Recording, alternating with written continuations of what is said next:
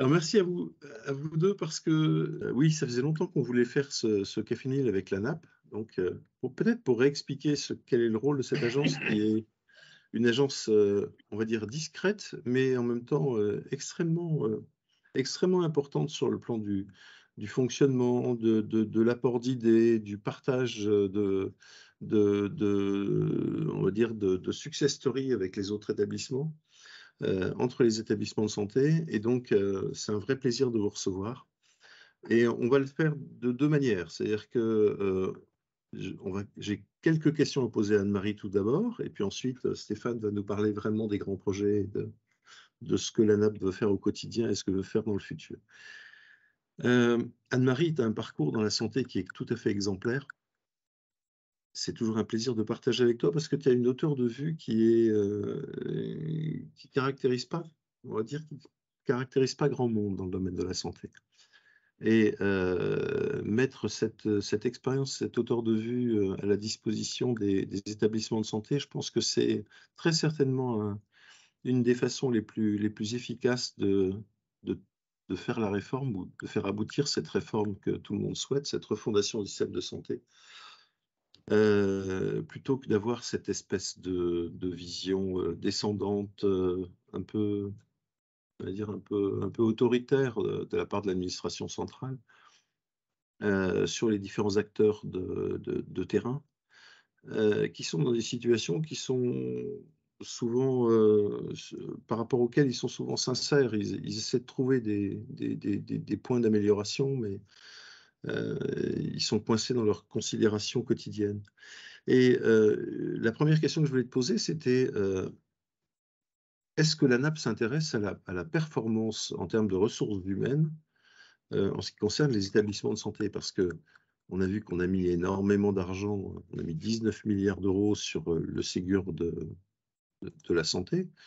Ça se solde par une fuite en avant, on va dire, des gens qui ne sont pas contents, une enquête qui s'est faite pas plus tard qu'avant-hier sur les infirmières de pratique avancée, des choses qui montrent que enfin, il y a un sentiment un peu de désespérance de la part des acteurs. Et comment la NAP peut-elle aider ces acteurs justement à retrouver un peu de sens dans leur métier et à fonctionner de manière normale? Oui, c'est vraiment la question, moi, je considère que c'est la question numéro un aujourd'hui, la question, de l'attractivité, des, professionnels de santé, celle qui, permet de, entre guillemets, bien évidemment, réenchanter, ces merveilleux, métiers, du soin. Alors, d'abord, merci Olivier, et merci Anil de nous recevoir, de nous donner, la possibilité de dialoguer, avec vous. Donc, heu, la performance RH, c'est le premier point, c'est d'abord d'accepter de dire que sans elle, on ne peut rien faire. Et donc, c'est d'accepter voilà, de revenir et après, une fois qu'on l'a dit, c'est bon, mais accepter de revenir sur, ce grand moment, hein, de la performance économique et financière qu'ont été, les plans Ondam, dans les années, 2015-2016 et suivants, qui, ont érigé en modèle, des indicateurs de performance économique et financière et ont laissé des angles morts, ou en tout cas ont latéralisé des questions aussi importantes que la question de la volonté, des aspirations des professionnels de santé. Et on a bien vu pendant le Covid, et on voit bien aujourd'hui, on peut avoir des établissements formidablement bons sur des indicateurs, les anciens indicateurs de la performance économique et financière, et qui ont fermé leurs urgences cet été alors qu'ils sont le principal pôle d'urgence de leur territoire parce qu'ils n'avaient plus assez de professionnels pour y travailler.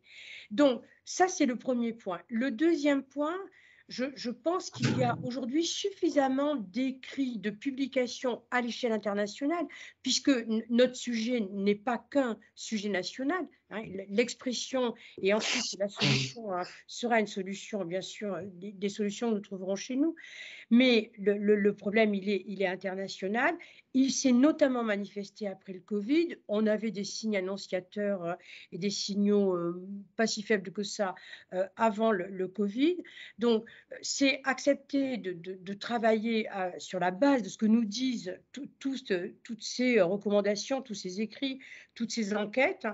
C'est que les professionnels de santé ont des aspirations à côté desquelles on ne peut pas passer. Et les aspirations ne sont pas en premier lieu ne sont pas que, on va dire, l'aspiration à la revendication financière, l'aspiration à la reconnaissance, à la valorisation des compétences, de l'expertise, à pouvoir exercer une certaine autonomie dans l'organisation du travail, le fait d'avoir un management bienveillant, le fait de pouvoir travailler en équipe, parce que l'équipe est l'endroit où on apprend, c'est l'endroit de la référence, mais c'est un endroit qui protège également, c'est l'endroit de la solidarité. Ça, ce sont, on va dire, me semble-t-il, des piliers qui n'ont pas besoin de notes de service, qui ont besoin de la part de chaque manager de la compréhension, de la métabolisation et d'un travail qui permet d'entrer en action avec son équipe. Pour le coup, l'ANAP développe des méthodes qui sont des nouvelles méthodes collaboratives, par exemple les méthodes de design thinking, des nouvelles méthodes de relations dans l'organisation du travail et dans les relations interpersonnelles dans le travail, qui sont extrêmement intéressantes. Et puis, je crois il y a d'autres sujets là-dessus qui sont que dans l'organisation du travail, dans le choix des cycles de travail, dans la possibilité de varier les cycles de travail, il y a toute une série d'outils, de modèles qui peuvent être encore déployés, parce que c'est tellement compliqué que parfois les établissements ne savent plus exactement où ont oublié. Et pour le coup, le ministère de la Santé a demandé à l'ANAP de lui récapituler l'ensemble des éléments, alors non pas ceux dont j'ai parlé en tout début, mais l'ensemble des outils qui peuvent exister ou des leviers qui pourraient être réactivés sur l'organisation du travail, l'organisation du temps de travail. Et c'est ce que nous avons fait. Nous avons renvoyé au ministère une série de travaux et nous allons laisser au ministère le soin de les ordonner et de les prioriser. Je voudrais encore insister sur un sujet, sur la performance des ressources humaines, et encore en disant la performance, c'est eux, et sans eux, on ne peut rien faire, parce que si on n'a pas ce principe-là, on ne s'en sort pas. Il y a un lien qui est tout à fait démontré, la Haute Autorité de Santé l'a démontré, mais toutes les agences d'expertise internationale l'ont fait également. Il y a un lien très important entre la qualité de vie au travail, ce dont j'ai parlé tout à l'heure, ça rentre dans la famille de la qualité de vie au travail, sur lesquels, bien sûr, on peut aider les établissements à formaliser, et la qualité des soins. Qualité de vie au travail, qualité des soins, on sait qu'il y a une relation, et on sait que la relation, elle est rétroactive, c'est-à-dire qu'elle marche dans les deux sens. C'est la raison pour laquelle, très récemment, l'ANAP a développé vis-à-vis donc des établissements les principes qui permettent de bien recueillir, exploiter l'expérience patient. Et vraiment, ça, c'est pas un thème comme ça de travail en l'air pour faire joli, c'est parce qu'aujourd'hui, il y a deux raisons fondamentales pour lesquelles il faut travailler sur l'expérience patient. La Haute Autorité de Santé, toutes les années précédentes, a indiqué, donné, diffusé la façon dont on pouvait le faire. Et donc, l'ANAP aujourd'hui récolte ses fruits en indiquant aux établissements que vraiment, ce n'est pas du luxe et qu'il faut le faire et tous les jours. Et les deux raisons fondamentales, c'est la première, c'est qu'un patient engagé qui donne son avis est un patient qui est amené à prendre un peu le pas lui-même sur lui, sur sa maladie, il est davantage acteur.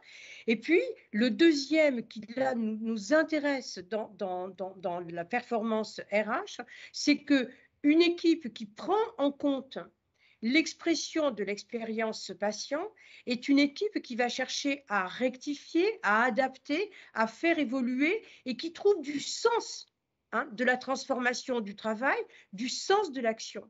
Et c'est donc certainement le point le plus important aujourd'hui, c'est que c'est plus le sens que la procédure, c'est plus la mission et le projet que voilà, des injonctions parfois paradoxales qui viennent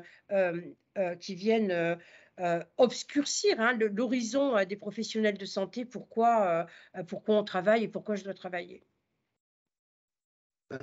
C'est particulièrement passionnant parce que on a l'impression quand même que, en ce qui concerne Anne, si c'est possible de couper ton...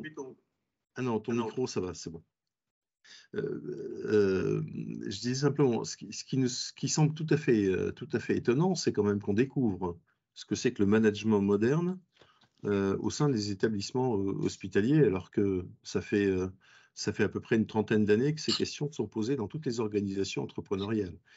Ce qui prouve bien qu'on a quand même deux carences. La première, c'est une carence de formation au management pour les directeurs d'hôpitaux et pour l'école de Rennes, et puis une deuxième carence qui est majeure, qui est celle de, c'est pas parce qu'on est médecin qu'automatiquement on est capable d'être un bon chef de service et un bon animateur Absolument. d'équipe. Donc il y a peut-être quelque chose à faire du côté de la formation de nos élites, entre guillemets, pour leur faire comprendre que on manage pas simplement avec des marges financières ou des objectifs, mais que derrière, il y a des hommes et des femmes qui sont là pour faire tourner les choses et qui sont là en particulier pour donner du sens, comme tu le dis, à la prise en charge. Et les patients, ils sont extrêmement sensibles de plus en plus et ils vont devenir de plus en plus, on va dire, quérulents par rapport à cette question parce que ils attendent d'un service qui soit un service au service du public, une vraie dimension justement de prise en charge, d'accompagnement, de conseil, dans quelque chose qui devient de plus en plus complexe. Donc cette question-là, il faudra la garder, et c'est vrai que non seulement il faudra la garder, mais il faudra être très très vigilant par rapport à ces questions de RH, parce que c'est ce qui va faire qu'on peut transformer le système de santé plutôt que d'aller mettre des milliards d'euros autour de tout ça. Alors, il y a un deuxième volet de la politique qui est voulu par le gouvernement, qui a été rappelé par le président de la République il n'y a pas longtemps, et qui est pour nous extrêmement important chez NIL, qui est le volet du territoire et de la performance territoriale. On a un peu cette impression, c'est pas qu'on a cette impression, c'est qu'on le vit tous les jours.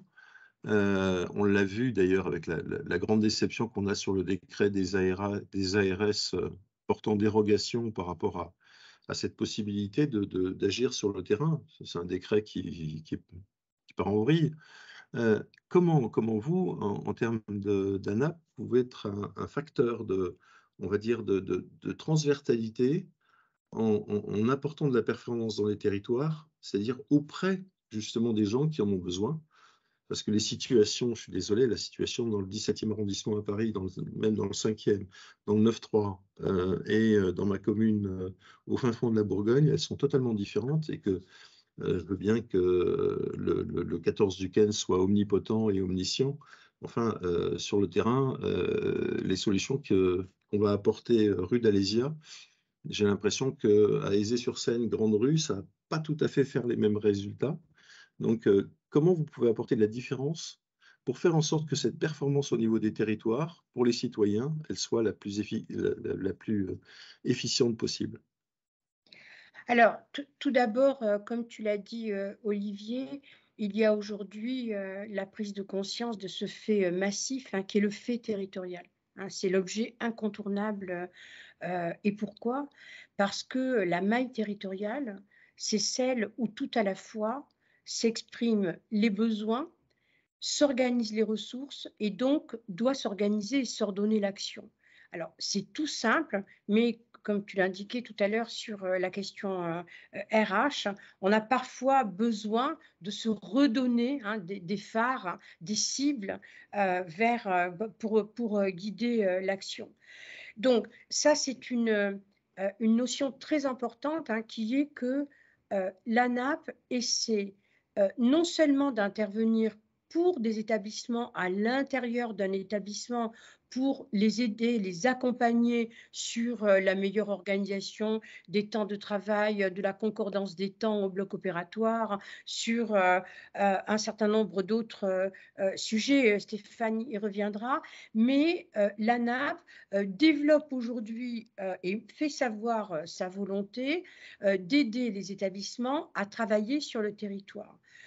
Il y a une chose dont nous sommes persuadés, c'est que comme c'est l'endroit des besoins, des ressources et de l'action, c'est l'endroit des coalitions.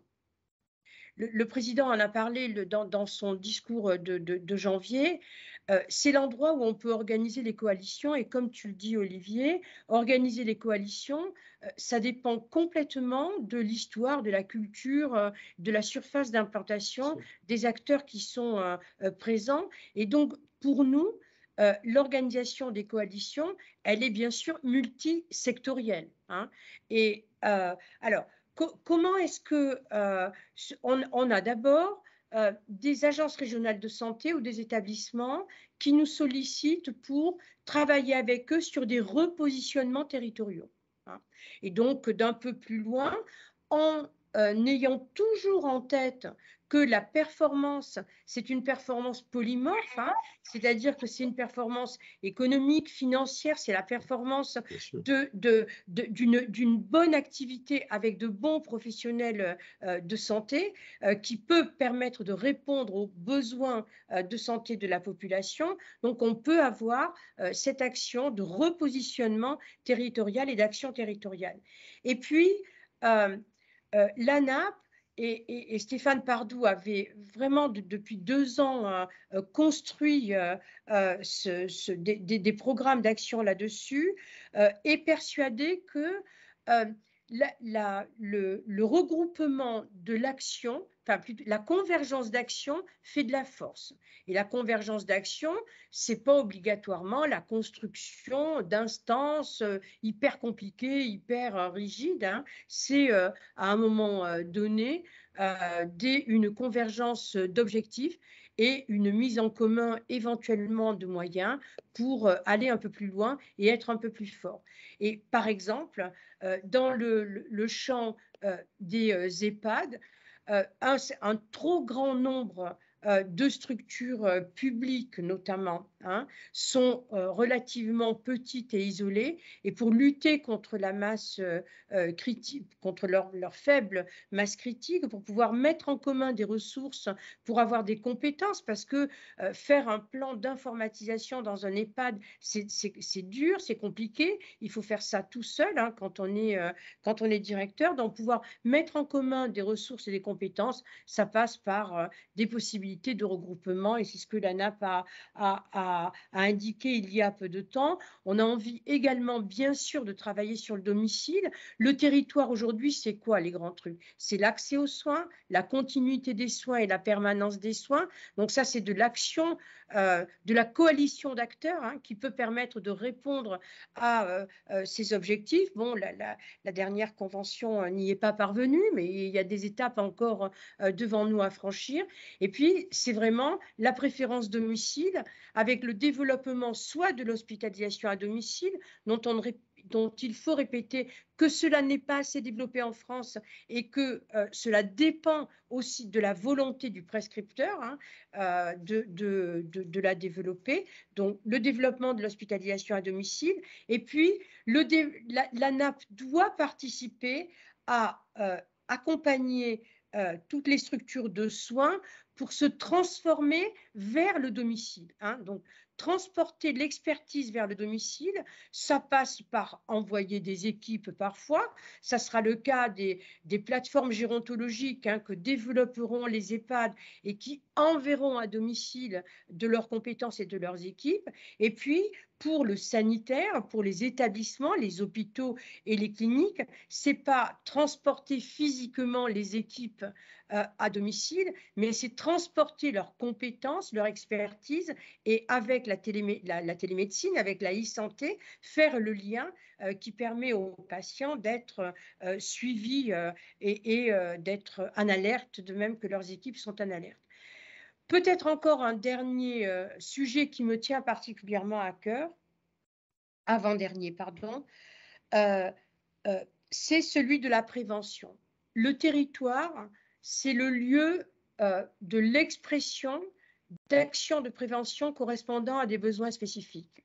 Donc, ça n'est pas encore un sujet à Naples, mais c'est un sujet que moi j'ai en cible et en ligne de mire, c'est le fait que dans le territoire, à condition d'exploiter les données et de piloter avec la data, de faire des segmentations de population de patients chroniques, on peut, en développant des programmes cliniques sur une plateforme numérique, avec tous les acteurs volontaires, développer des programmes qui permettent aux patients chroniques de repousser la frontière de la maladie. Parce que quel est quand même notre objectif? Notre objectif ultime, c'est que face à ces deux murs, qui sont le mur des maladies chroniques et le mur du vieillissement de la population, il faut conserver les patients le plus longtemps, les citoyens le plus longtemps possible en situation d'autonomie, en situation de gestion de leur maladie chronique pour la stabiliser, de sorte à ce qu'ils ne viennent pas décompenser à l'hôpital, d'abord parce que ça leur enlève de l'espérance de vie, et ensuite parce que ce sont des flux de patients que nous ne parviendrons pas à prendre en charge.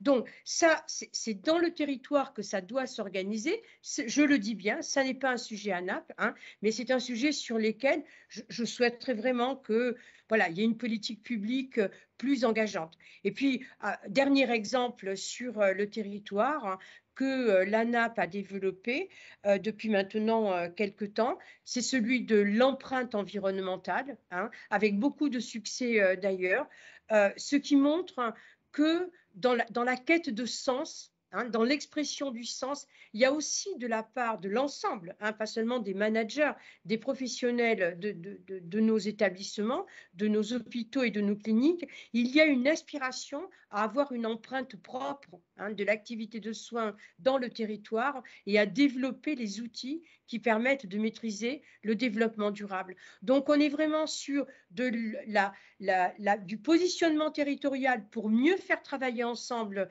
les acteurs, soit à la demande dans le médecine, chirurgie obstétrique, soit de façon un peu plus, on va dire, de façon un peu plus organisationnelle sur le secteur du médico-social et tout particulièrement des personnes âgées, de l'hospitalisation à domicile, la question de l'empreinte environnementale, la question du numérique, donc l'ANAP accompagne les établissements pour le socle de base du numérique, et il faut se souvenir que nous ne développerons jamais les innovations si le socle de base du numérique n'est pas développé. Donc partager les données, partager les dossiers, partager les actions reposant sur les données des patients, tout ça ne sera possible que si nos établissements ont le minimum de base d'informatisation, faire de la télésurveillance, faire de la télémédecine, encore faut-il qu'ils aient ce socle de base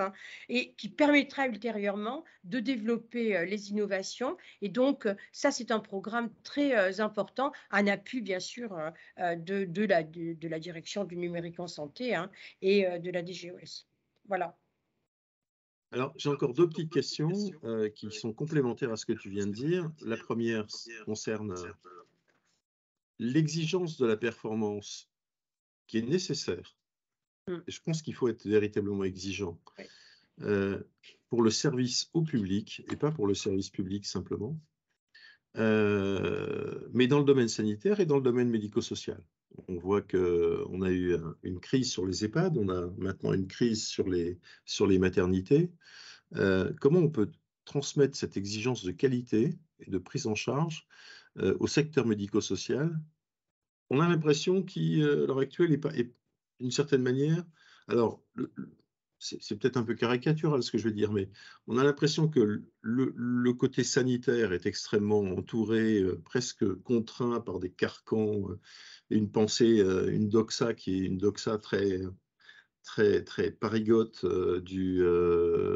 voilà, très pensée 7e arrondissement, sur l'intégralité du territoire. Et puis de l'autre côté, sur le médico-social, qu'on fait un peu ce qu'on veut, qu'on fait un peu, et qu'on aboutit à des diagnostics qui sont des diagnostics effarants quand on voit ce qui se passe sur sur pas les maternités, les crèches et les EHPAD. Comment on peut transférer cette exigence de performance donc, au secteur médico-social? Et puis la deuxième question que j'avais envie de te poser, c'était concernant la prévention. Faire de la prévention dans les établissements de santé, c'est bien, mais si on considère que faire de la prévention, ça continue à être une charge financière et qu'on fait ça simplement sur un bilan comptable, eh ben, on s'aperçoit qu'à l'heure actuelle, puisque c'est un peu la vision qu'a on va dire notre administration centrale et financière qui s'appelle la direction de la sécurité sociale, elle ne considère pas que c'est un investissement, elle considère que c'est une dépense. Et donc, comment on va faire pour mettre en place des systèmes de prévention dans les établissements, quels qu'ils soient, parce que le jour où on parlera de prévention dans le cancer, il faudra qu'on associe aussi les établissements qui ne sont pas de statut public, mais des établissements qui sont de statut ESPIC, par exemple, comme Unicancer. Comment on va faire pour faire en sorte de faire fonctionner cette machine pour le bien des malades? Écoute Olivier, je vais d'abord prendre le sujet de la prévention. D'abord, on va noter que la volonté politique du président, elle s'est exprimée dans cette appellation du ministère de la Santé, ministère de la Santé et de la Prévention, et que notre ministre indique très souvent que dans sa feuille de route, il y a la construction de plans au singulier, au pluriel, je ne sais pas encore, de prévention. Moi, je t'ai parlé de prévention avec la question du territoire parce que je ne crois pas qu'il faille développer les actions de prévention au sein des établissements de santé. Je pense que les plans de prévention sont interministériels. D'abord, c'est la promotion de la santé à l'école, c'est la surveillance de l'obésité infantile qui passe par de l'éducation à la santé et par des actions à l'école, au travail, avant que les gens ne soient malades et arrivent à l'hôpital. Je pense qu'il faut qu'on transforme l'angle de vue et qu'on change de paradigme. Il y a les deux P, la pertinence et la prévention. Ils entraînent tous les deux des flux financiers en sens contraire. C'est-à-dire que la prévention en a peu et la non-pertinence entraîne énormément de flux financiers. Si on se disait qu'on travaillait davantage sur la pertinence et qu'on économisait de l'argent qui permettrait d'investir dans de la prévention qu'on va récupérer de toute façon. Et donc, par exemple, à l'échelle internationale, on le voit. Mais maintenant, on commence à voir en France les 5 territoires de santé qui ont développé, c'était à ça que je faisais allusion, les programmes de santé populationnelle. Donc, c'est des mini-systèmes de soins intégrés qui partent d'objectifs de prévention secondaire et tertiaire.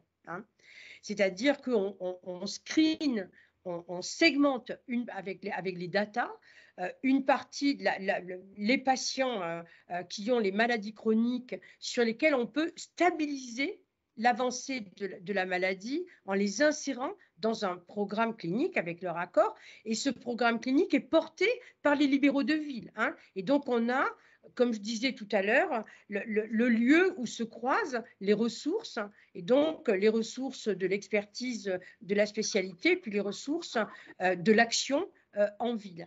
Et donc, les démonstrations, elles commencent à être assez simples, hein. C'est qu'après 2 ans de travail sur les patients atteints de maladies chroniques pour les mettre dans des programmes de surveillance et de stabilisation, ben, il y a moins d'arrivées aux urgences de l'hôpital parce qu'ils décompensent moins et ben, ils sont sur une pente, hein, qui est une pente où ils peuvent espérer gagner de l'espérance de vie en qualité, hein, plutôt que d'aller vers la dégringolade de la maladie chronique qui finit par se terminer en réanimation. Donc, là-dessus, il n'y a pas aujourd'hui de modèle économique, hein, et c'est pour ça que je disais, bon, voilà, c'est un peu aujourd'hui le sujet sur lequel je pense qu'il faut absolument que nous arrivions à nous positionner. Quand je dis nous, c'est le système de santé, et que les pouvoirs publics arrivent à se positionner. On a l'article 51, hein, mais si on veut généraliser ou répondre à l'aspiration des équipes hospitalières qui veulent s'engager dans ce programme-là, parce que c'est un programme où on coche les cases tout de suite. On coche les cases on prend en charge des patients qui, si on ne s'en occupe pas bien, termineront 5 fois par an aux urgences et en réanimation à l'hôpital. On coche la case de la coordination des professionnels sur un but concerté, un but convergent, et puis on coche la case de l'innovation poussée par le numérique, puisque grâce aux data, grâce aux couches numériques qui permettent le suivi, eh ben, on a des programmes de santé dans le territoire, multi-acteurs, au bénéfice des patients. Donc voilà, je le disais, nous ne sommes pas sur ce sujet, mais comme tu m'as posé la question du territoire, je ne peux pas ne pas évoquer cette question en parlant du territoire, mais tu as raison. Pour développer ça, eh ben, il faut qu'on ait un changement de paradigme et un modèle économique. Alors, ensuite, la performance dans le médico-social. Moi, il y avait quelque chose qui m'avait vraiment beaucoup frappé en 2017. C'était l'expression d'aide-soignante dans les EHPAD qui disait on ne veut pas moins travailler, on veut travailler bien.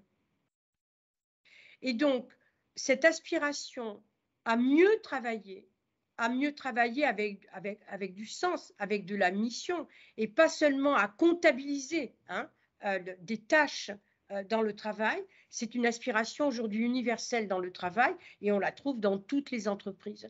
Donc, les enjeux sont de même nature, hein. L'enjeu qui consiste à mieux manager pour mieux prendre en charge, hein, pour avoir des professionnels plus équilibrés dans leurs aspirations au bien-être au travail, il est identique dans tous les secteurs.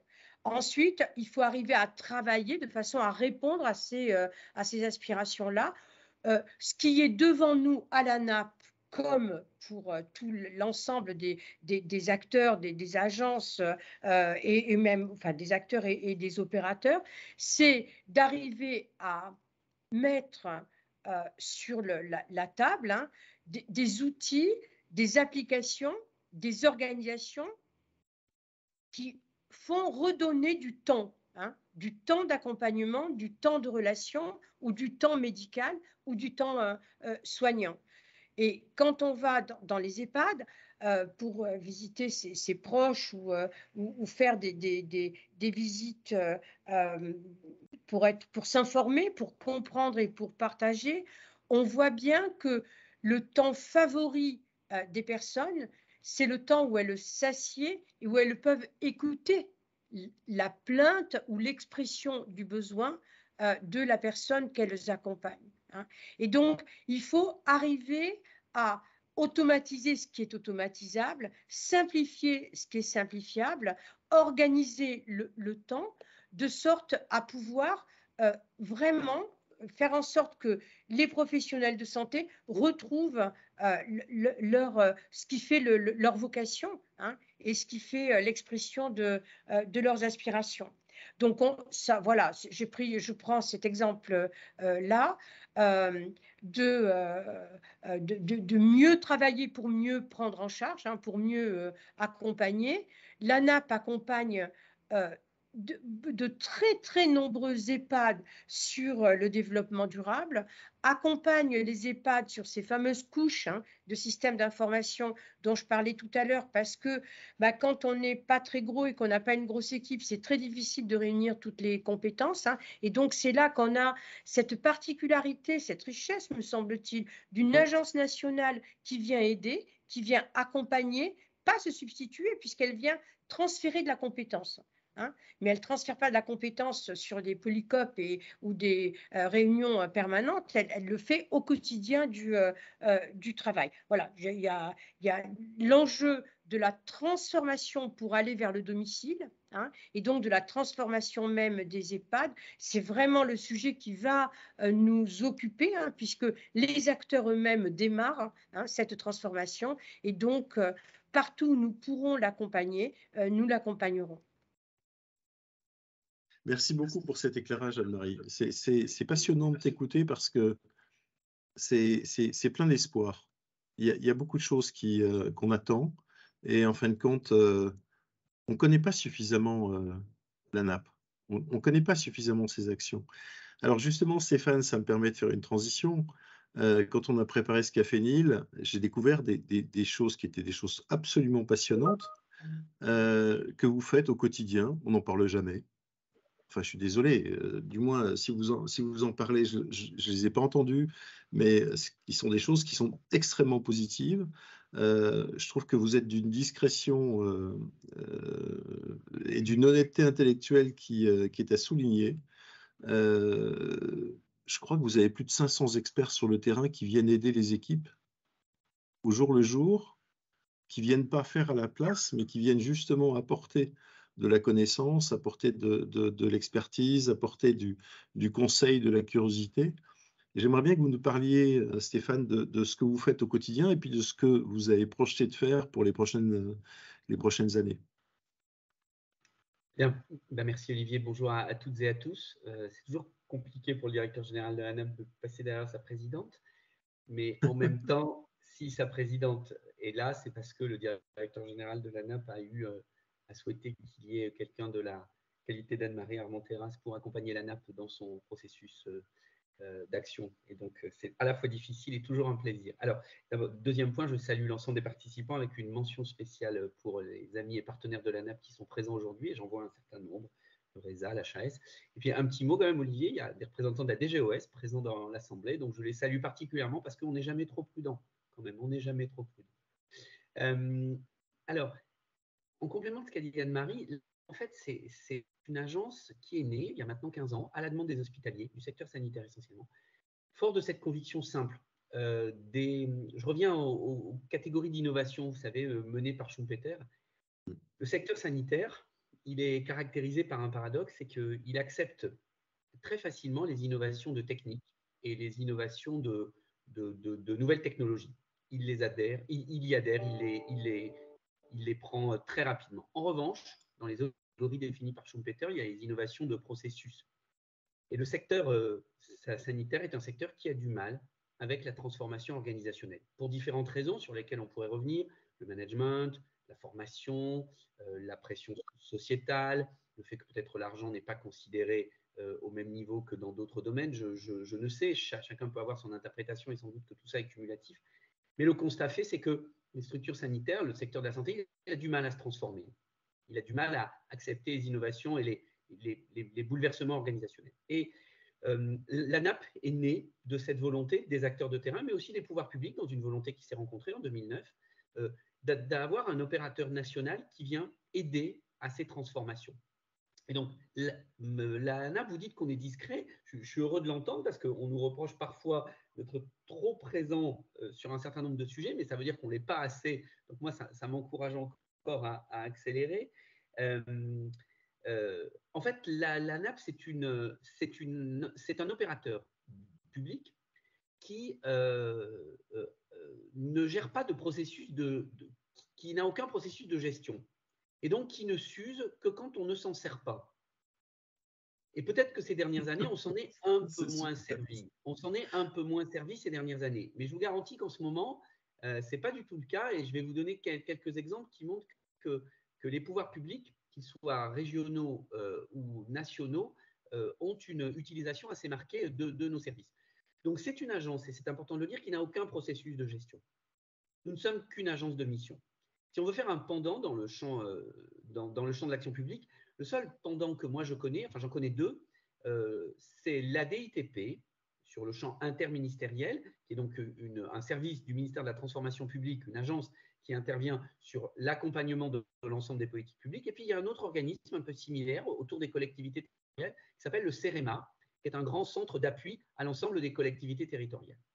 Donc l'ANAPS, c'est une agence de mission qui intervient sur commande des pouvoirs publics, locaux ou nationaux, qui est une agence de conseil, d'expertise et d'intervention. C'est une agence publique avec des modes de fonctionnement très proches du secteur privé, mais c'est quand même une agence publique, financée sur fonds publics, qui intervient donc pour faire du conseil, de l'expertise, de l'intervention. Si on reprend ces différents éléments, l'ANAPS fait donc de l'expertise nationale. De l'expertise, ça veut dire quoi? Ça veut dire que l'ANAP accompagne, à la demande des pouvoirs publics, un certain nombre de projets, de politiques publiques, soit pour les rendre compréhensibles, soit pour les rendre opérationnels, parce qu'il peut arriver que dans notre pays, certaines politiques publiques mises en œuvre soient un peu lourdes, un peu complexes dans leur compréhension, pleines de légistique et parfois pas très compréhensibles par des dirigeants sur le terrain qui finalement ont d'autres sujets de préoccupation. Donc l'ANAP est chargée de faire ce tiers d'intermédiation, on va dire de compréhension de à quoi sert cette politique publique et comment la mettre en œuvre. Et puis, au niveau de… Alors, je peux vous citer des exemples sur la transformation de l'offre médico-sociale, sur l'habitat inclusif, sur des dispositifs plus nouveaux, sur le développement durable notamment, où l'ANAP fait ce rôle explicatif auprès des dirigeants de terrain, des équipes de terrain, pour leur indiquer quel est le chemin à prendre. Le deuxième rôle d'expertise de l'ANAP, c'est un rôle aux côtés des politiques publiques, à la demande, pardon, aux côtés des pouvoirs publics, à la demande des pouvoirs publics, pour lesquels, qui nous missionnent, pardon, sur un certain nombre de thématiques spécifiques, ciblées, pour apporter une expertise un peu différente, qui est une expertise fondée finalement sur le recueil de ce qui se passe sur le terrain. Et ça, c'est un point très important et j'y reviendrai tout à l'heure. L'ANAP, c'est sans doute l'opérateur d'État le plus connecté à la réalité du terrain. Et donc, quand l'ANAP est missionnée par les pouvoirs publics pour réaliser des travaux, comme on vient de l'être là, sur Anne-Marie Armenteras en a parlé, sur l'organisation du temps de travail à l'hôpital, sur les services, sur le fonctionnement des services, sur le rôle des pôles, sur des éléments de gouvernance hospitalière, l'ANAP rend des conclusions, et nous avons rendu nos conclusions à la DGOS, qui les a transmises au cabinet du ministre. Nous avons rendu des conclusions qui sont fondées sur quoi? Sur notre expertise technique. Nous avons par exemple une grande bibliothèque des cycles de travail. Aujourd'hui, n'importe quel cadre infirmier qui veut mettre en place des cycles de travail, et on sait que c'est compliqué, que c'est un élément de qualité de vie au travail, comment on organise son rythme de travail par rapport à sa vie privée. Il est fondé donc sur notre analyse technique. Nous avons une bibliothèque de 200 cycles de travail qui permet, comme je le disais, à n'importe quel cadre de trouver ce dont il a besoin.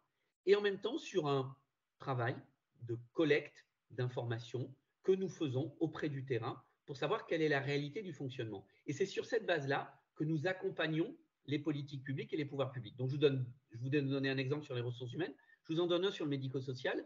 Nous avons été missionnés, voici peu de temps, par la CNSA et la DGCS pour travailler sur la situation des EHPAD hospitaliers, EHPAD rattachés à un hôpital, qui présentent la caractéristique d'être les plus en difficulté sur leur patrimoine immobilier. Et donc, nous avons été mandatés pour faire des propositions, pour savoir comment essayer de réguler, d'améliorer cette situation. Et nous avons également été mandatés pour un travail que nous avons mené, qui a d'ailleurs servi dans le cadre des discussions parlementaires sur la PPL Bien vieillir, sur l'état des lieux en matière de coopération territoriale médico-sociale. Le small is beautiful est-il vraiment une réalité pour le médico-social? Nous avons mené tout un travail avec les acteurs du médico-social, avec les fédérations, avec les acteurs des groupements de coopération médico-sociale pour voir comment se passait sur le terrain cette coopération. Nous en avons rendu des conclusions, une publication d'ailleurs qui est sur notre site Et ces travaux ont inspiré notamment une partie de la proposition de loi Bien vieillir, en tout cas les amendements parlementaires qui ont été déposés dans ce cadre-là.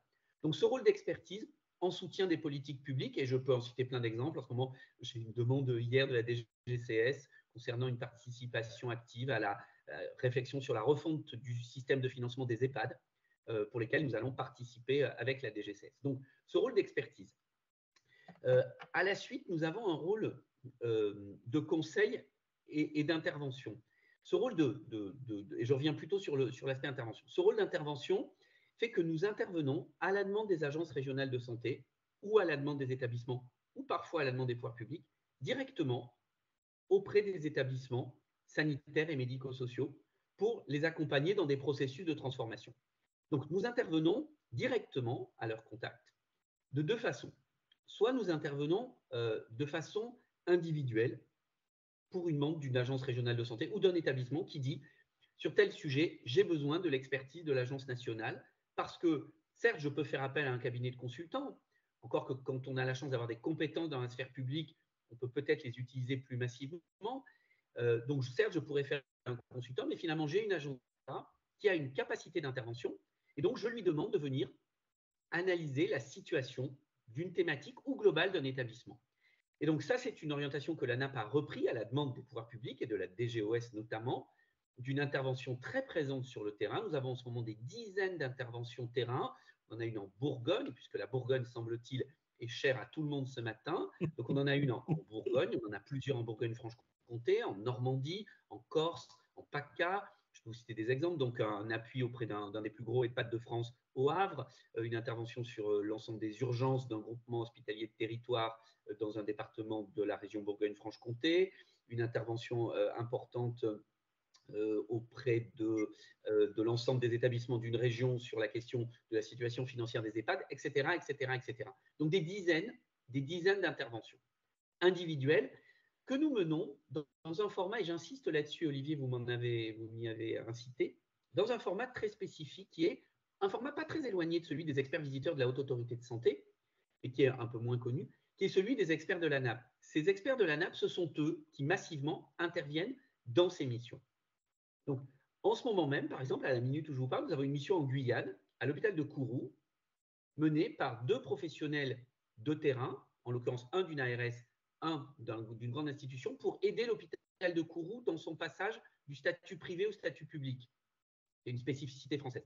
Et donc, nous avons partout sur le terrain des experts ANAP qui interviennent, qui sont des professionnels de terrain dans des établissements, des directeurs, des directrices, des médecins, des cadres de santé, des cadres sages-femmes, des directeurs, des directrices des soins, qui interviennent sur le terrain à la demande de l'ANAP pour des missions d'accompagnement. Donc, comme je le disais, à la demande des établissements, à la demande des ARS. Donc, ce ne sont pas, ça nous arrive parfois, ce ne sont pas massivement des consultants qui interviennent, ce sont des professionnels qui viennent, comme j'ai l'habitude de le dire, épaule contre épaule, dans une logique bienveillante, de pair à pair, dire bah, nous, sur cette situation, on vous préconise de faire plutôt comme ça.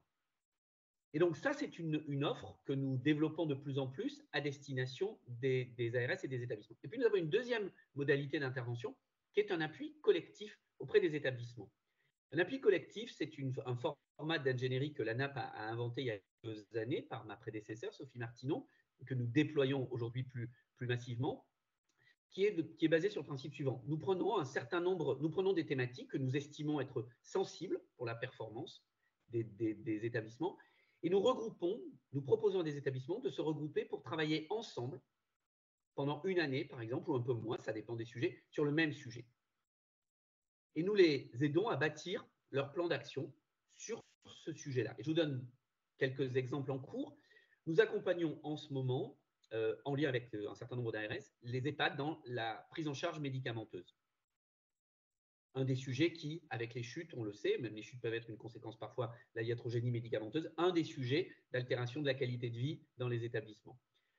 Et donc, nous accompagnons dans un format collectif, en ce moment presque 400 EHPAD de France, 150 en Nouvelle-Aquitaine, 30 en Corse, 50 en Bretagne, si mes souvenirs sont exacts, et dans d'autres régions, dans un accompagnement qui va durer presque 6-8 mois, avec des sessions collectives présentielles, des sessions distancielles, où nous donnons à ces EHPAD la capacité à comprendre nous l'espérons, comment s'y prendre pour améliorer la qualité de la prise en charge. Deuxième exemple, nous accompagnons en ce moment près de 400 établissements, voire même 500, en matière de développement durable. Nous avons regroupé les établissements par groupe de 7, de 10, et nous les accompagnons pendant un an pour leur expliquer c'est quoi les enjeux du développement durable dans un établissement et c'est quoi et comment on s'y prend pour mettre en œuvre un plan d'action. Moi, je suis directeur d'hôpital.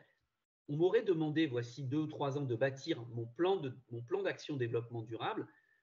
J'aurais été, mes équipes aussi, je pense, comme une poule avec un couteau, c'est-à-dire extrêmement démunis sur la capacité à agir, parce qu'on n'est pas dans nos métiers centraux pour un directeur d'hôpital. On n'est pas dans son cœur de métier. Le cœur de métier d'un dirigeant ou d'un président de CME, c'est l'organisation médicale, c'est l'organisation de la structure politique administrative. Et donc, nous accompagnons, par exemple, ces 500 établissements en matière de développement durable. Et nous avons, comme cela, d'autres appuis terrain autour du bloc opératoire. On a une demande là, récente de l'ARS Occitanie pour accompagner 7-8 établissements qui sont plutôt des établissements de petite taille sur l'organisation des blocs opératoires. On a une demande de l'ARS Bretagne, je le disais, sur des EHPAD en difficulté. Donc, des appuis collectifs qui sont menés par nous, les experts ANAP, et le cas échéant accompagnés par, là, ça peut nous arriver par des cabinets, et aussi par les experts terrain. Ce mode d'action présente l'avantage d'être vraiment dans un mode d'action collectif, bienveillant, et d'être très économe pour la puissance publique. C'est-à-dire que là où une mission d'accompagnement spécifique pour un établissement a une somme qui n'est pas anodine, eh bien là, on est sur des montants unitaires extrêmement faibles, ce qui permet de les démultiplier dans l'ensemble des établissements.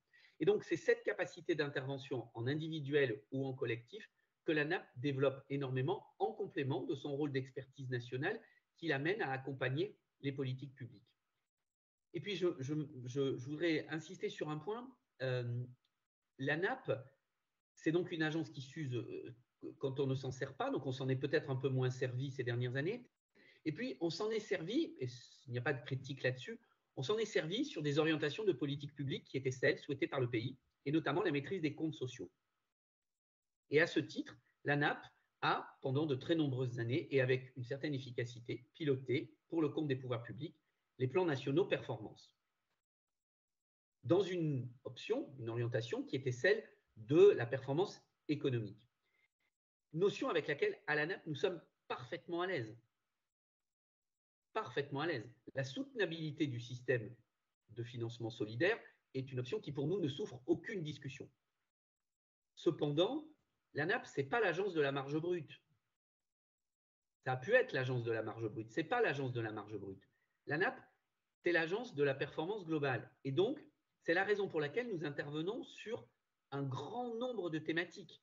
Anne-Marie en a cité un certain nombre, au premier rang desquelles la thématique des ressources humaines, pour lesquelles nous sortons dans quelques semaines tout un travail autour de l'attractivité, la fidélisation, avec un recensement des outils de mesure de la satisfaction des salariés, avec par exemple un sujet qui peut sembler anecdotique mais qui ne l'est pas, c'est que les établissements de santé ont très peu mis en place le télétravail. Or, on sait qu'aujourd'hui, le télétravail est une des conditions d'attractivité et contrairement à ce qu'on peut en penser, eh bien, il y a un grand nombre de métiers hospitaliers, médico-sociaux, qui sont éligibles au télétravail.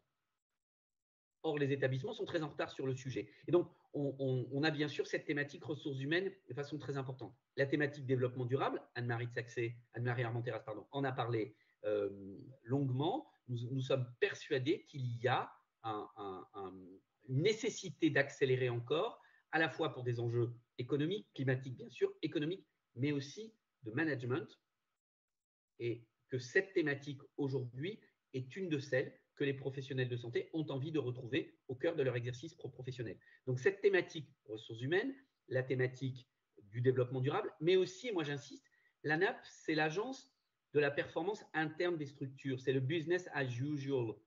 L'ANAP, ça travaille sur la logistique hospitalière, sur le processus de facturation, sur le suivi de son EPRD, sur la gestion de sa masse salariale, parce que certes, il y a des grandes tendances de fond pour rendre le système plus, plus soutenable, mais il y a aussi, on parle de structures de plusieurs centaines de millions d'euros de budget qui emploie plusieurs milliers de salariés, dans lequel il y a des fondamentaux de gestion à tenir.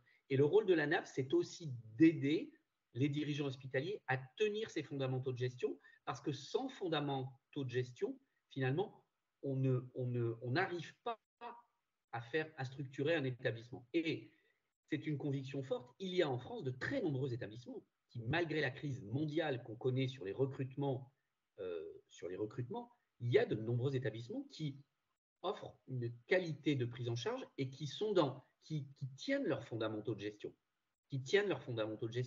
Et donc, le rôle de l'ANAP, c'est de dire, puisque ces fondamentaux de gestion, ils existent, ils sont connus, il y a des bonnes pratiques de gestion, il y a des bonnes pratiques de facturation, il y a des bonnes pratiques de logistique, il y a des bonnes pratiques de gestion des ressources humaines, il y a des bonnes pratiques pour recruter, pour animer un collectif, pour faire du management. Tout ça, ça a été documenté, ça existe. Eh bien, le rôle de l'ANAP, c'est de dire, ça existe, certains le font, et si on le faisait tous à plus grande échelle. Et la conviction de l'ANAP, c'est de dire, mais pour le faire tous à plus grande échelle, servons-nous de ceux qui le font sur le terrain et irriguons-nous les uns les autres. Et donc, je ne sais pas si on est une agence effectivement qui, comme elle ne gère pas le processus de gestion, comme elle ne fait pas d'inspection, n'est pas sous les feux de l'actualité politique. Moi, ce que je peux vous dire depuis mon arrivée, je suis frappé par ça, c'est que les manifestations ANAP recueillent un grand nombre de participants. À chaque fois que nous faisons une manifestation virtuelle, nous avons 1500, 2000 personnes présentes. Donc, j'invite les gens qui sont là ce matin à aller regarder toute la production qui site ANAP, qui est une agence qui produit beaucoup. L'IGAS l'a remarqué dans son dernier rapport, qui produit beaucoup. Et donc, c'est fort de cette conviction que la performance est globale, qu'il y a des ressources et des compétences sur le terrain, qu'on met cette ressource, cette compétence à la disposition des pouvoirs publics et à la disposition des autres établissements. Et je l'ai dit, directeur d'établissement. J'ai dirigé des toutes petites structures, j'ai dirigé des structures médico-sociales, j'ai dirigé des très gros établissements. À chaque fois, j'ai ressenti, même dans les très gros établissements, la solitude ou en tout cas la fragilité de mon analyse conceptuelle et de ma compréhension d'un grand nombre de sujets. Et à chaque fois, lorsque j'ai eu à aller trouver de la ressource ou pour comprendre mieux un sujet, comment font les collègues, les dirigeants? Ils vont chercher à droite, à gauche, avec leurs amis, leurs connaissances. Tiens, et toi, comment tu as fait ça? Et bien, le rôle de l'ANAP, c'est de rendre le comment tu as fait ça plus accessible à chacun et qu'on puisse ainsi bénéficier de la qualité de ce qui peut se faire sur le terrain. Donc, voilà la philosophie et quelques-unes des modalités d'action. Je pourrais en détailler d'autres, bien évidemment, mais voilà quelques grands axes que je souhaitais porter à connaissance aujourd'hui. Et puis, on répondra, je réponds bien sûr à toutes les questions avec Anne-Marie que vous souhaitez nous poser. Merci beaucoup Stéphane. C'est tout à fait passionnant de vous entendre. C'est un langage qui change vraiment par rapport au langage qu'on utilise très souvent dans le monde de la santé, qui souffre de ce cloisonnement, de cette sanctuarisation un peu de la santé, et qui s'ouvre pas, qui n'a pas beaucoup de curiosité sur les modes de fonctionnement qui traversent d'autres champs comme l'industrie, comme l'agriculture et tout ça. On a envie quelquefois d'avoir une respiration autour de ça. C'est pour ça que ce n'était pas du tout une critique quand je disais que l'ANAP était discrète. C'est le fait de dire, vous faites un travail absolument magnifique et franchement, à titre personnel, je trouve que… J'interviens juste pour dire, Olivier, je suis ravi que vous disiez ça. C'est vraiment une philosophie qu'on a à l'ANAP de se dire, il y a peut-être des sujets où nous avons, comme je le disais, où nous avons du mal à faire nos innovations, transformations. Or, il s'est passé des choses dans le tertiaire, dans le monde industriel. Et je prends un exemple. Nous organisons au mois de juin, nous l'avions prévu au mois d'avril, mais nous avons dû décaler avec les quelques mouvements sociaux. Nous organisons au mois de juin avec le RESA, et je vois que Dominique Legouge était connecté, donc je le salue par ailleurs. Nous organisons avec le RESA une grande journée autour de l'automatisation et de la robotisation dans la fonction logistique. Il y a 700 personnes inscrites. Aujourd'hui, on ne peut pas imaginer une logistique hospitalière sans robotisation et sans automatisation. Il y a des établissements dans le monde, il y a des établissements très en avance, il y a un monde industriel très en avance, mais il y a des établissements français qui ont fait ce choix de l'automatisation, de la robotisation. Et moi, j'ai souvenir qu'il y a 25 ans, dans un établissement que dirigeait Anne-Marie Armand-Terrasse, nous avions été parmi les premiers à implanter un système de pneumatique pour la délivrance des prélèvements et pour la gestion des prélèvements sanguins. Aujourd'hui, je vois mal comment on peut imaginer de reconstruire un parc immobilier français sans mettre de pneumatique. Eh bien, ça n'est peut-être encore pas une réalité complètement consensuelle. Et donc, moi, c'est vraiment une conviction que nous avons, et donc cet exemple avec le RESA, je peux en citer d'autres, nous allons chercher des exemples ailleurs et nous essayons d'irriguer ailleurs. Et je vais vous donner une petite anecdote, toujours sur cette plaisanterie de la discrétion. Nous sommes parfois peu connus, mais parfois très, puisque l'autre jour, le musée du Louvre est venu nous demander de les aider sur la gestion de leur cycle de travail. Puisque le musée du Louvre, c'est comme un hôpital. Il y a des roulements, il y a des week-ends, il y a des agents de nuit. Et le musée du Louvre, ayant découvert la bibliothèque des cycles de travail, nous a dit « Mais vous ne voudriez pas essayer de nous les dupliquer à l'échelle des musées du Louvre ?» Et donc, on a négocié des entrées gratuites et on va accompagner le musée du Louvre dans une petite prestation comme ça pour les aider à ce qui nous alimentera par ailleurs sur comment d'autres voient ce fonctionnement avec des suggestions particulières. Parce que le métier hospitalier est un métier à suggestion particulière. Donc oui, cette ouverture sur l'extérieur, sur d'autres environnements, on y est extrêmement sensible et on essaye d'irriguer nos travaux avec ça. Bon, écoutez, c'est super. On va passer à la session des questions. Et donc, la première question, c'est pour Anne de Dan. Anne, tu peux mettre ta caméra et tu te présentes. Ça y est, bonjour. Donc, Anne, j'avais pris position tout de suite parce que connaissant la difficulté d'avoir… On ne te voit que comme ça, Anne. Attends. Voilà. Ah, ça y est, c'est bon, pardon, excusez-moi. Donc bonjour, merci infiniment. J'ai pris position immédiatement pour les questions parce que je sais que les places sont chères au Café Nil. Une question, enfin une et demie. Quelle, selon vous, peut-être, doit être la place de la NAP dans ce qui me semble à moi, mais peut-être n'êtes-vous pas d'accord, la clé qui est l'équilibre vie pro, vie perso. Je pense que les soignants, comme les autres, si on ne résout pas ce problème-là, on pourra toujours faire tout ce qu'on veut, on n'y arrivera pas. Et question annexe, que pensez-vous de la non-publication, enfin l'interdiction, pardon, par la CNIL de publier le classement du point sur les hôpitaux et les cliniques? Tu fais la première question, je fais la deuxième, Stéphane. Oui, je ne comptais pas faire la deuxième. Même d'Aden, je ne pensais pas faire la deuxième. Alors, concernant la première question, nous, notre rôle, c'est vraiment de faire des productions très, très opérationnelles et très précises. Donc, dans cette question de l'équilibre vie privée professionnelle, typiquement, lorsque j'évoque nous sommes persuadés qu'effectivement, le sujet de la crise des recrutements, il est fort, il est mondial. Il est mondial. Hein, je rentre du Québec, je le disais à ma présidente, je rentre du Québec. À l'entrée de l'hôpital juif de Montréal, il y a un panneau 4x3, nous recrutons. À l'entrée de l'hôpital juif de Montréal, qui n'est pas une structure de seconde gamme, hein, qui est parmi les plus grandes structures du Québec et du Canada. Donc, la crise de recrutement, elle est mondiale. Et donc, le métier, comme il est à suggestion particulière, qui a des contraintes particulières, des fardeaux particuliers, eh bien, à concurrence de métiers, je ne vois pas pourquoi demain, on choisirait plutôt le secteur de la santé. Et donc, nous, notre façon d'accompagner ça, c'est de dire il y a aujourd'hui des fondamentaux dans l'organisation du travail, dans la gestion du travail, dans le recrutement, dans la fidélisation, qui sont à mettre en œuvre dans les établissements. Et donc, comment on s'y prend? Eh bien, typiquement, ce que je vous ai évoqué, on sort dans quelques jours un travail sur la mise en place du télétravail dans les établissements de santé, en disant aux établissements, faites-le. Enfin, faites-le. Et de le faire. Et en leur faisant une cartographie des métiers, des fonctions qui sont télétravaillables. Eh bien, par exemple, dans les fonctions médicales à l'hôpital, quand vous êtes de compte-rendu médical, quand vous êtes de journée ou d'interprétation radiologique, vous pouvez être en télétravail.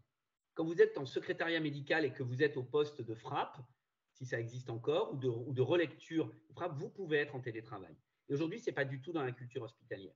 Le deuxième point sur l'équilibre vie privée, vie professionnelle, et c'est dans nos propositions que nous avons remis ministre, en tout cas c'est dans l'intention, il y a la question des cycles de travail. La difficulté des établissements de santé, comme je le disais du musée du Louvre, c'est la nécessité de la continuité et donc du cycle de travail. Et donc, quand on arrive à faire des cycles de travail souples, plus à la carte, qui sont construits par l'ensemble des professionnels, on arrive à privilégier plus facilement l'équilibre vie pro, vie professionnelle, vie pro, vie privée. Et donc, nous, on incite à des cycles de travail plus souples et au fait de doter les établissements d'outils technologiques qui permettent aussi de faire des plannings. C'est du très concret, mais la NAP, c'est du très concret. Hein. C'est de faire des plannings de façon plus efficace, plus rapide, plus interactive. Il faut savoir qu'aujourd'hui, la majorité des cadres font encore les plannings avec des tableurs Excel ou des classeurs Excel dans leur bureau, qu'il n'y a pas d'outils interactifs. Donc, par exemple, dans certaines de nos propositions, on peut dire que peut-être temps d'avoir dans nos SIRH un outil de confection plus simple. Troisième exemple sur l'équilibre vie privée, vie pro. Il y a toute une série aujourd'hui de dispositifs autour de la qualité de vie au travail qui existent dans un certain nombre d'établissements, dispositifs autour des crèches, etc. Et donc, nous, on promeut en expliquant aux établissements comment ils peuvent réussir à faire des montages innovants, cas échéant, avec des partenaires, avec des foncières, avec des gestionnaires privés, le cas échéant, pour essayer d'augmenter leur offre à destination des professionnels. Donc, c'est en appuyant, nous sommes vraiment une agence de la production technique et de réponse opérationnelle. Et donc, on essaye d'appuyer sur l'ensemble de ces éléments, en tout cas de dire aux établissements, certains l'ont fait, si vous cumulez tout ça, vous pourrez faire partie demain des établissements qui ont sans doute une capacité d'attractivité, de fidélisation plus importante parce qu'ils ont amélioré la qualité de vie au travail et notamment l'équilibre vie pro, vie perso. Merci Stéphane. Alors Anne-Marie, la deuxième question. Alors, bonjour Anne. L'élaboration et la publication des résultats des soins, c'est un outil très important de la qualité des soins et c'est un outil de la dynamique de la qualité des soins parce qu'en se comparant, on s'améliore. En se comparant, on se situe et on peut progresser, on peut évaluer. Et voilà, moi, il ne m'appartient pas de comment dirais-je, de commenter les décisions d'une haute autorité. Très honnêtement, et c'est autant l'ancienne collégienne de la haute autorité de santé qui parle, moi, je n'ai jamais considéré que la publication du point était en quoi que ce soit néfaste hein, sur la compréhension de la dynamique de la qualité des soins dans le pays. Hein. Alors, il y a toute une série de méthodes sur la publication des résultats. D'ailleurs, et sur lequel on pouvait tout à fait aider éventuellement le point à progresser, qui d'ailleurs n'était pas… moi, j'ai eu des discussions hein, quand j'étais à la Haute Autorité de Santé qui n'étaient pas opposées à progresser, à évoluer sur ses propres indicateurs. Ce que je trouve intéressant aujourd'hui, c'est que de très grands journaux américains, par exemple, hein, s'engagent dans la publication de résultats, mais pour le coup, là, avec des résultats scientifiques comme les prompts. Hein, donc, ils ont les premières colonnes, le Newsweek, par exemple, les premières colonnes des résultats, c'est des résultats qui sont semblables aux indicateurs anciennement utilisés par le point, et puis ils rajoutent des résultats des soins avec la méthode des prompts, hein, héritée donc des travaux internationaux en la matière. Donc, en quoi l'arrêt de la publication des résultats du point a fait progresser la qualité des soins, franchement, j'en doute beaucoup. Hein. Et voilà, donc maintenant, je ne sais pas me prononcer sur les questions qui ont dû les amener à se prononcer de confidentialité ou de rupture de confidentialité. Je ne vois vraiment pas comment c'est possible. Hein. Mais en tout état de cause, je ne peux que réaffirmer et encourager les établissements et les équipes à travailler, bien évidemment, sur les outils, hein, les PREMS, on a parlé de l'expérience patient tout à l'heure, les prompts, hein, les outcomes, c'est-à-dire les résultats. Est-ce que après la chirurgie de la prothèse de hanche, j'ai récupéré la marche, j'ai pas récupéré la marche? Est-ce que j'étais infectée, j'ai pas été infectée? Voilà. Et ça, ces publications-là de résultats, ils sont absolument fondamentaux pour se comparer et donc pour progresser. Alors, on a une question suivante. Vincent Dael, consultant chez NIL. Oui, bonjour. Bonjour Madame Armenteras, bonjour Monsieur Pardou. J'ai une question en ce qui concerne la décarbonation, qui est un volet très important de la politique hospitalière, en tout cas de plus en plus.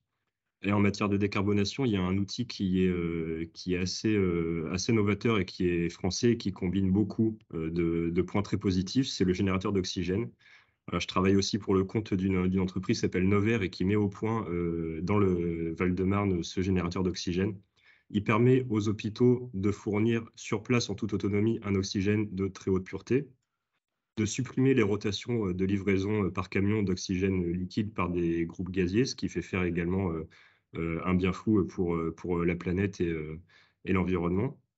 Et il permet aussi de faire des économies. Donc, c'est une solution, souvent les solutions made in France ne sont plus chères. Là, c'est une solution made in France qui en plus est moins chère et qui a beaucoup d'avantages. Le seul problème, c'est qu'il y a une très forte dépendance au sentier des acteurs hospitaliers qui ont l'habitude de travailler avec des groupes gaziers et qui ont l'habitude de se faire livrer l'oxygène qui peut être conçu sur place, au même titre qu'auparavant, l'air médical était livré par camion et que désormais, il est constitué sur place par générateur. Donc, comment est-ce que l'ANAP pourrait accompagner cette transformation qui est une évidence, qui est même l'évidence même?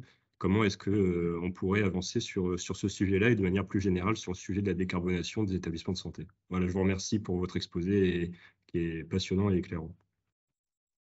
Alors peut-être juste un mot de façon très générale, sans répondre précisément à cette observation, que effectivement un dispositif que je connais et sur lequel nous sommes à disposition pour explorer plus avant ses modalités, son marquage, les éléments réglementaires éventuels.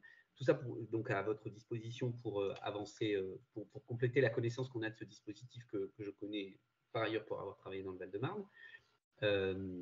Mais au-delà de ça, vous dire qu'on est très souvent, et c'est tant mieux, sollicité de plus en plus par des entreprises qui viennent nous présenter leurs solutions. Et c'est tout à fait bien parce que nous sommes persuadés à l'ANAP, et ce que j'ai évoqué tout à l'heure sur les innovations de Schumpeter, que c'est par les innovations technologiques qu'un grand nombre de transformations organisationnelles prennent pied à l'hôpital. Et en ce sens, le grand plan de chirurgie ambulatoire français, qui a été un vrai succès, aujourd'hui, on est parmi les pays les plus avancés en matière de chirurgie ambulatoire. Je regardais les chiffres l'autre jour, puisque ma présidente me les a demandés. Nous sommes à 62% en moyenne de chirurgie ambulatoire dans le pays.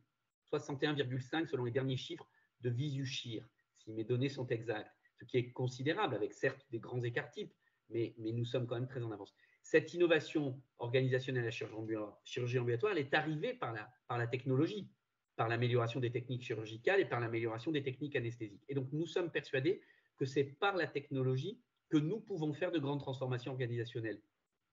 Donc, nous sommes preneurs et destinataires d'un grand nombre, donc nous sommes preneurs de ces inputs et nous recevons beaucoup de demandes. Et je donne un exemple très concret, et je ne fais pas de publicité forcément pour une société, mais on ne peut pas imaginer aujourd'hui, par exemple, la réorganisation d'un secrétariat médical sans imaginer que ce secrétariat médical fait la transmission automatique des comptes rendus par les outils disponibles, que ce soit par la plateforme Lifen ou par d'autres. Et donc, nous, quand nous intervenons en appui terrain auprès d'un établissement, et nous en avons là des demandes récentes, mes équipes m'en ont passé il y a quelques jours de ça, pour un appui collectif, par exemple, sur des secrétariats médicaux, un des points importants, c'est que dans cet appui que nous pouvons mener, nous allons passer une demi-journée ou une journée à dire voilà l'offre technique qui permet d'améliorer, d'avoir plus de performance dans l'organisation du secrétariat pour que le secrétariat puisse se concentrer sur la relation humaine, sur l'accompagnement des publics les plus en difficulté, plutôt que de mettre sous enveloppe, que d'imprimer et de mettre sous enveloppe des papiers, des comptes rendus. Donc pour nous, cet apport du monde industriel, start-up, à la transformation hospitalière ou médico-sociale, elle est profonde, elle est très importante. Et je pourrais multiplier les exemples, la biologie délocalisée, l'imagerie miniaturisée, donc je dis l'organisation des secrétariats, les centres de rendez-vous. Aujourd'hui, par exemple, les établissements français ne sont pas très en avant sur la prise de rendez-vous, sur l'organisation de la réponse téléphonique. Or, il existe des solutions techniques simples sans aller mettre des centres d'appel à l'autre bout du monde avec des salaires de misère. Ce n'est pas ça la réponse. Tout ça pour vous dire que toutes ces innovations technologiques, nous les prenons dans nos processus d'accompagnement et nous essayons d'en être des promoteurs et d'irriguer. Et par exemple, dans les productions que nous faisons, nous faisons des panoramas des solutions technologiques qui existent à date. Et donc, on en sort une dans quelques jours sur la mesure de la satisfaction des salariés. Vous savez, on est sollicité. Il y a des grandes entreprises qui ont tous les jours, qui interrogent tous les jours leurs salariés sur la mesure de la satisfaction, pour faire une humeur du collectif. Je ne dis pas que ça répond à un certain nombre, je ne dis pas que ça répond à toutes les situations, mais ça existe dans un grand nombre d'entreprises et ça permet l'expression du collectif. Et moi, je suis directeur d'hôpital à nouveau, j'ai été directeur des ressources humaines. Ça donne des indicateurs, des éléments. Et donc, nous utilisons ces technologies pour irriguer nos travaux sur le terrain et auprès des établissements. Merci beaucoup, Stéphane. On a 2 questions et comme on respecte le timing de manière parfaite chez Nil en ce qui concerne les cafés Nil, je voudrais que Cybèle nous pose la première et Maxime Gravier nous posera la seconde. Cybèle, une question très courte. D'accord. Bon, j'aimerais bien connaître Mme Armentré et Mme Padoue. D'abord, je vous en remercie parce que enfin, il y a une agence publique qui va conseiller les ARS. Moi, je suis du terrain, je ne gère pas un établissement médico-social ni de santé, mais je gère le parcours de soins avec le médecin de ville en binôme et nos coursiers sanitaires et sociaux. On a dû accompagner à peu près 23 000 patients. Donc, ce qui m'intéresse aujourd'hui pour les e-parcours, souvent, ils démarrent en aval de l'hospitalisation. Tandis qu'en médecine de ville, les problèmes n'ont jamais été une pathologie, mais les problématiques, ce sont des patients qui cumulent plusieurs pathologies dans un contexte de vulnérabilité aiguë. Si on regarde bien les hospitalisations par les urgences, un tiers de patients hospitalisés, selon les DRES, ce sont des personnes qui vivent seules. Donc, la question aujourd'hui pour moi, comment pouvez-vous, en tant qu'ANAP, influencer toutes ces fuites en amont autour de l'hôpital et médico-social, parce que, pour que je dis fuite en amont, c'est l'hôpital sort vers la ville, mais en ignorant totalement les effecteurs en ville. J'ai vu rarement sur terrain une équipe mobile hospitalière, y compris HAD, contacter un médecin traitant du patient. Même s'il nous manque 11% de patients aujourd'hui, un médecin traitant, 90% des assurés sociaux sont assurés et qu'ils sont présents par leur médecin traitant. Et une des raisons que nous avons une performance en France très importante, parce qu'on a une offre de premier recours. Deuxièmement, on a une question d'interopérabilité avec les logiciels. Cybèle, j'ai dit une question courte. Oui, comment pouvez-vous, en tant qu'ANAP, intervenir, informer ou transformer les pratiques des ARS qu'ils devraient réguler l'offre de soins d'une part, mais aussi prévention. Tant qu'on n'a pas résolu le problème de pertinence, comment vous pouvez obtenir une transformation et avec les outils comme Thierry Santé, qu'on a dépensé 150 millions d'euros pour jeter à la poubelle. Excusez-moi, voilà. Quel est votre rôle? Vous pouvez jouer. Alors, la première chose, il arrive que les équipes hospitalières mobilisent des effecteurs en ville. Hein. On ne peut pas dire que ça n'arrive jamais. Simplement, vous avez absolument raison de mettre l'accent sur le sujet des maladies chroniques et le fait que le parcours de ces patients-là, lorsqu'ils sont déjà en stade 2 par exemple, le parcours de ces gens-là ne devrait pas commencer à la sortie d'un séjour hospitalier.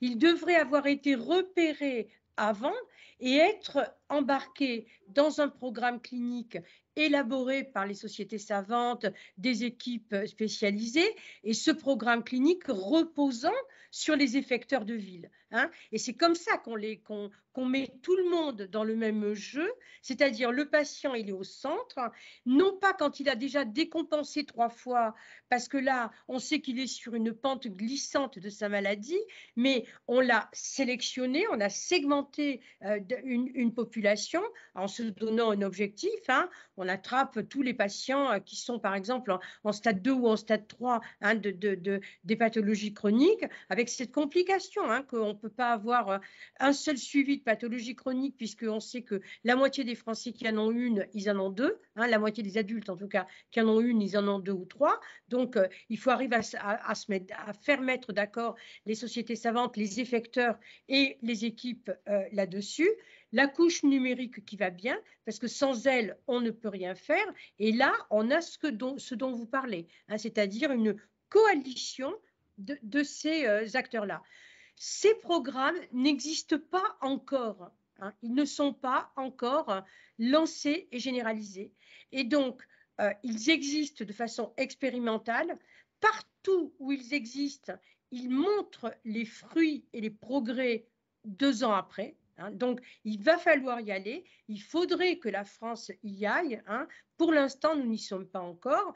Et donc, il faut encore continuer à sensibiliser les acteurs d'abord, hein, les opérateurs, et puis sensibiliser les pouvoirs publics. Donc, c'est là qu'on a, et vous avez raison de le poser comme ça, hein, cette question de la coalition des acteurs sur la prévention et pas comme une incantation, mais la prévention comme une intervention. La deuxième chose, c'est l'interopérabilité.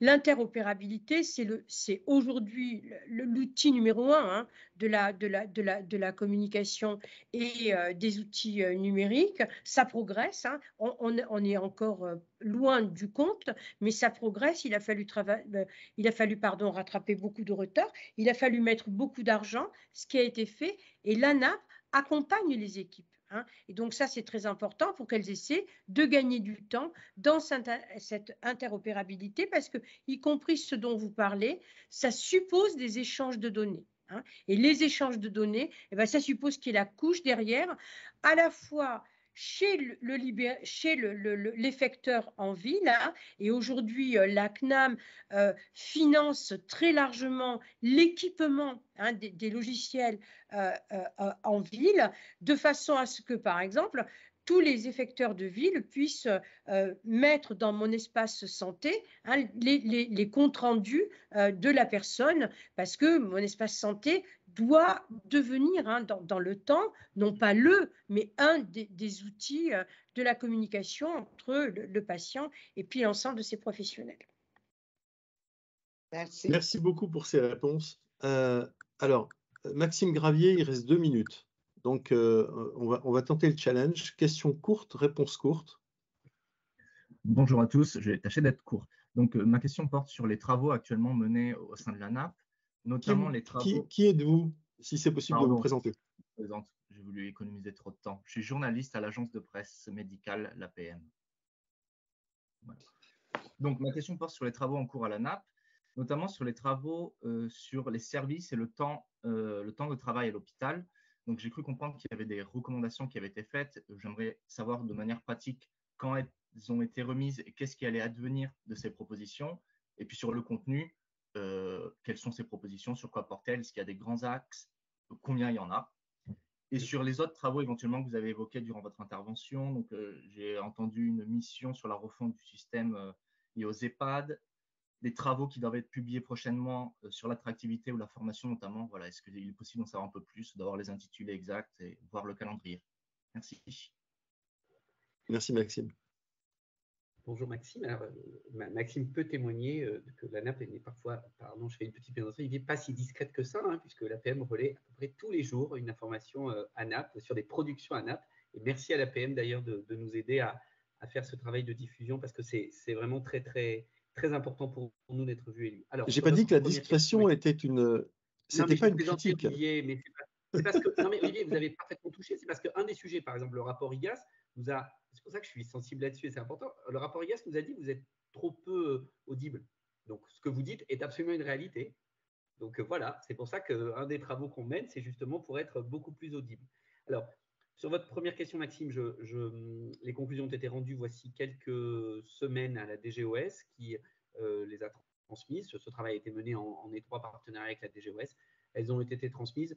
Je n'ai pas d'informations complémentaires sur la suite. Je pense que tout ça s'intègre dans le cadre de l'ensemble des travaux de la feuille de route qui ont été confiés, que le ministère de la Santé porte. Je n'ai pas de calendrier à communiquer et vous, bien évidemment, je n'ai aucun élément sur les recommandations puisqu'elles sont en ce moment à la discussion et je pense dans le cadre d'un plan d'un travail plus global autour de la feuille de route du ministère. Et donc, c'est auprès du ministère qu'il faut aller prendre ce type d'informations. Nous, on a alimenté avec tout ce travail de terrain qu'on a mené.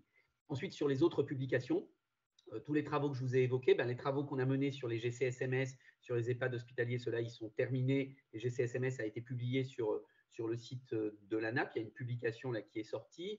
Et donc, pour les autres, sur l'attractivité, fidélisation, sur tous les outils RH que j'ai évoqués, nous sommes sur une hypothèse de publication, on va dire fin mai, début juin, étant entendu que nous nous efforçons toujours de sortir nos publications à des moments les plus opportuns, soit en lien avec, en essayant d'éviter les vacances scolaires, tout ça. Donc, on est plutôt sur une hypothèse de publication fin mai, début juin.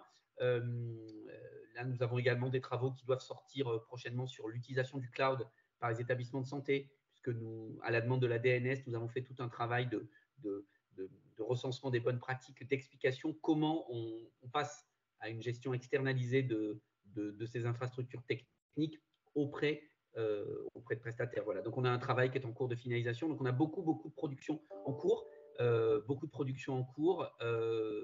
Les calendriers, si vous voulez, on peut refaire un point plus précis, Maxime, sur certaines publications, si vous le souhaitez. Eh bien, écoutez, on arrive à la fin de ce Café Nil. Je voulais vous remercier à plusieurs titres. D'abord, pour toutes les informations que vous nous avez données, parce qu'il y a très certainement beaucoup de choses qu'on ne connaît pas et qui mériteraient d'être connues.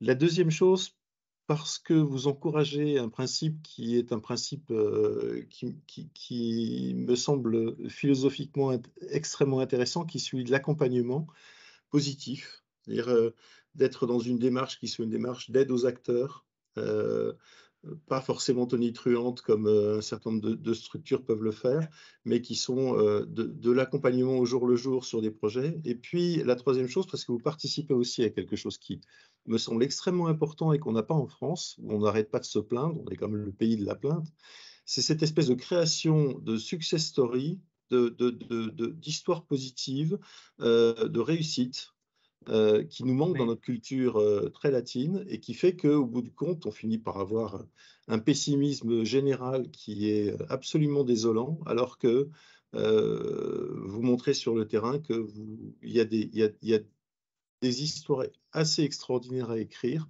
avec les acteurs, auprès des praticiens et des professionnels de santé, et surtout pour le bien des malades. Et donc, c'est un triple remerciement que je veux vous adresser à la fin de ce Café Nil. Et Olivier, justement, vous me donnez l'occasion. Une des philosophies de l'ANAP, pour moi, c'est une des phrases d'un grand écrivain malien qui s'appelle Amadou Onfateba, qui avait écrit un jour « Chaque fois qu'on défait un nœud, on sort un dieu ». L'objectif de l'ANAP, c'est de défaire les nœuds. C'est de défaire les nœuds de la complexité. Donc, si on a permis de saisir ça ce matin, grand merci à vous, Olivier. Vraiment grand merci. Écoutez, vraiment merci. Et je trouve que c'est une excellente philosophie. Il faut qu'on la partage de plus en plus dans ce pays. On va défaire les nœuds. Merci à vous et merci beaucoup. Au prochain Café Nil. Merci, au revoir.